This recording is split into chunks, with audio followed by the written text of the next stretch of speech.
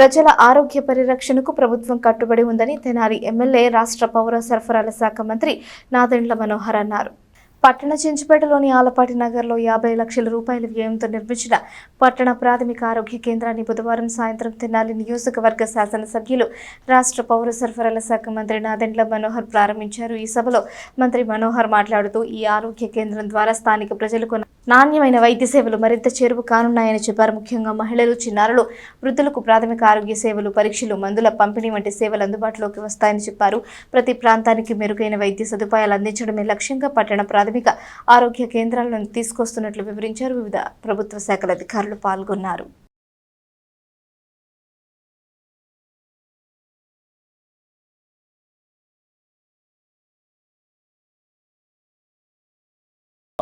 తెనాలి మున్సిపాలిటీలో భాగంగా 5 వార్డులు 29, 30, 31, 32, 33 ఈ 5 వార్డులకి సుమారు 18,000 జనాభాకి ఒక అద్భుతమైన అర్బన్ ప్రైమరీ హెల్త్ సెంటర్ నిర్మాణం చేసుకోగలిగాం.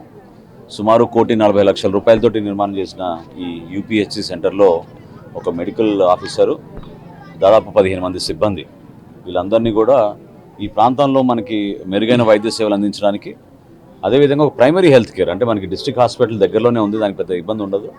అయినా కానీ వీళ్ళకి రెగ్యులర్గా డయాగ్నోస్టిక్ టెస్ట్, మనకి యాంటీ రేబీస్ వ్యాక్సిన్, ఈసీజీలు, అదేవిధంగా బ్లడ్ టెస్టులు కూడా మనం వీలైనంత వరకు ఎక్కువగా వీళ్ళకి సదుపాయం కల్పించే విధంగా ఒక చక్కటి అర్బన్ ప్రైమరీ హెల్త్ సెంటర్ కేంద్ర ప్రభుత్వం నిధుల నుంచి మనకి అందించిన ఈ సహాయం నిజంగా మనందరం కూడా గర్వపడే విధంగా ఈ పినపాడు ప్రాంతంలో ఏర్పాటు చేసుకోగలిగాం.